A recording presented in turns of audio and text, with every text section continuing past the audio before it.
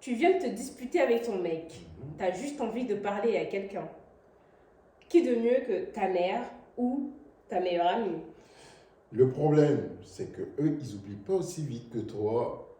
Toi, tu pardonnes à ton chéri, tu passes à autre chose, pendant que eux, ils le gardent en image. Aujourd'hui, on va parler d'un sujet sensible. Faut-il raconter ses disputes à sa mère ou à ses amis? C'est parti.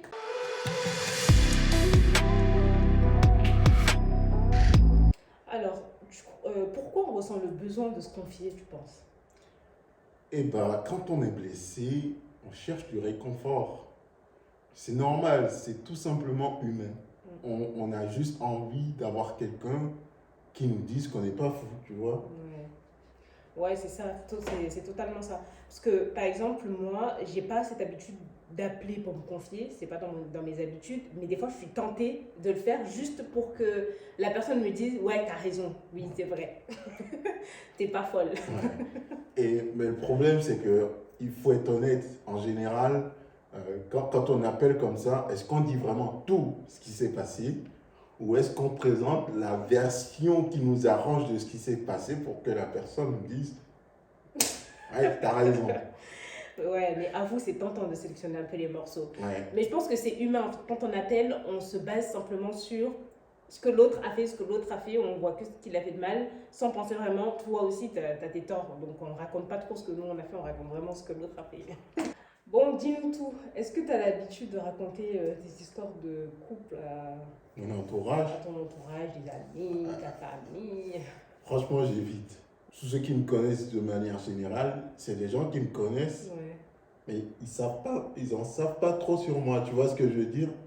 C'est des gens qui vont me voir tous les jours. Ouais. Oui, je le connais, mais après, quand tu lui dis, dis-moi des choses sur lui, Je sais pas trop. tu Ouais. vois, Il te reste simplement l'essentiel, quoi. voilà, je ne m'étale pas trop sur ma vie privée, ni dehors, ni avec les amis, ni avec les Ta parents. famille, ouais. J'évite, parce que bon, si je peux régler mon problème moi-même, écoute, je préfère, tu vois. Mais j'ai déjà eu des expériences où j'ai été le confident, Ouais. tu vois, d'autres personnes, notamment d'un ami avec qui je m'entraînais. Il n'est plus là maintenant, il a changé de vie. Il venait me voir souvent. Dès qu'on arrivait à la salle, elle a encore fait ça aujourd'hui, là, putain, elle m'énerve, elle me fatigue. Et au début, tu vois, je lui disais, bah, ranchez-vous, tu m'aimes encore et tout, tu vois. Et à chaque fois, ça revenait souvent, tu vois. C'est pas des plaintes occasionnelles, c'est presque 2 fois par semaine. Et il aura toujours un truc à venir me dire. Elle a encore fait ça, elle me fait chier. Et moi, j'écoutais, je rigolais, tu vois. Mais ce qu'il attendait, c'est quoi? Tu avais l'impression qu'il attendait Non, à ce que tu lui donnes des conseils, je pense qu'il avait juste envie de râler, débattre, mais sans forcément avoir une solution, tu vois. Et de toute façon, il voyait bien que je ne me prononçais pas trop sur le fond. Généralement, ce que je dis, bah, arrangez-vous, si elle est encore chez toi, c'est que tu l'aimes encore. Tu vois, ou tu l'aimes plus, mais si, mais c'est juste qu'elle me prend la tête. Je dis, bah, allez, trouver une solution, tu vois. S'arrêter là. Mais à force d'être assez répétitif, je me suis rendu compte que naturellement, en fait, j'ai commencé à développer du ressentiment contre cette personne que je ne connaissais même pas. Donc tu te demandais pourquoi elle fait du mal à mon amie, mais elle est sérieuse, pourquoi elle se comporte comme ça alors que tu la connaissais pas. Je la connaissais pas, mais vu que c'était répété, c'est venu tout seul. Franchement, ça se développe tout seul. Et un jour, donc, je fais la connaissance d'une troisième personne qui connaissait mon ami. Et du coup, c'est devenu mon ami, tu vois. Et un jour, comme ça, il m'a vu m'entraîner pendant que mon ami n'était pas là. Et on a commencé à discuter. Je lui ai dit, il vient tout le temps se plaindre de sa chérie.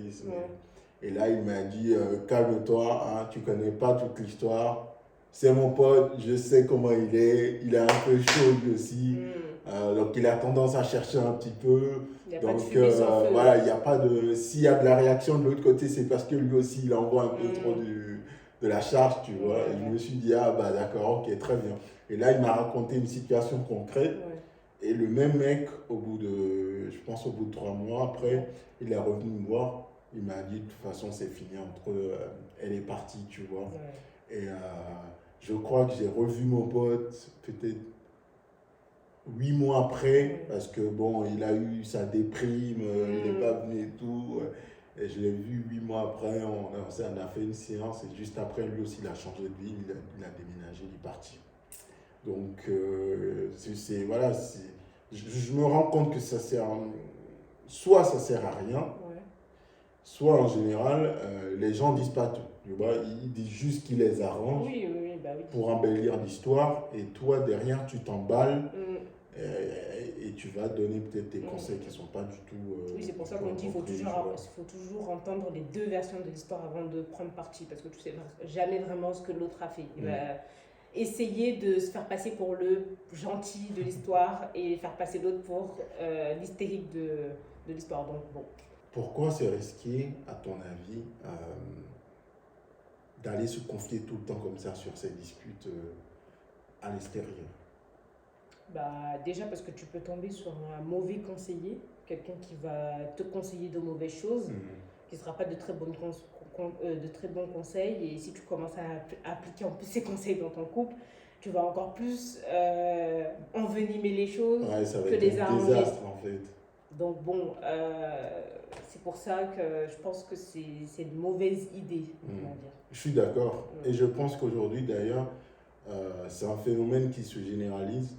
On tombe beaucoup plus sur des mauvais conseillers aujourd'hui que des bons conseillers. Donc vraiment, si vous voulez confier vos secrets, parce que franchement, les disputes de couple, surtout si c'est récurrent, c'est des secrets. Donc si vous voulez les confier à quelqu'un, faut bien choisir la personne.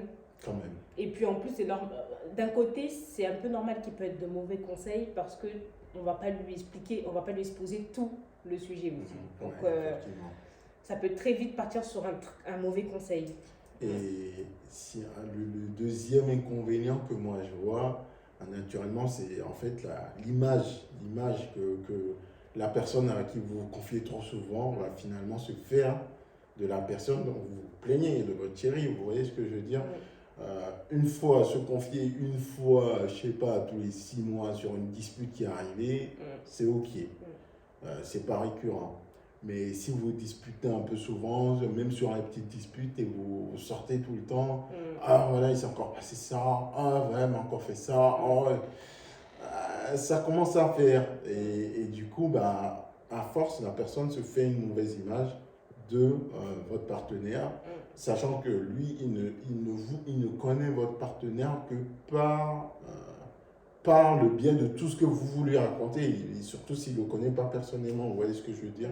Et même s'il le connaît personnellement, tout ça, ça va l'influencer et va développer une mauvaise image de votre partenaire. Le jour où, quand vous allez faire des repas, il va s'imaginer tout ce qu'il te fait et il va un peu être peut-être désagréable ou méchant alors que finalement c'est une dispute qui s'est passée dans votre couple. Toi, tu l'as peut-être pardonné, mais cette personne ne l'a pas pardonné et elle n'a pas oublié l'histoire. Toi, tu oublies, les bons moments reviennent, tu passes l'éponge. Mais cette personne n'a pas oublié. Ils n'oublient pas, surtout si c'est les parents aussi, c'est pareil, ils n'oublient pas, ils retiennent. Bah oui, c'est normal parce que les parents, ce qu'ils veulent, c'est nous protéger. Donc quand ils ont l'impression que tu es avec une personne qui est mauvaise pour toi, bah, on va dire que c'est humain, ils vont avoir envie de te sortir de là et de t'aider à partir de cette relation qui est nocif pour toi, parce que c'est ce qu'ils ont, enfin c'est l'impression que tu leur renvoies. Tout à fait.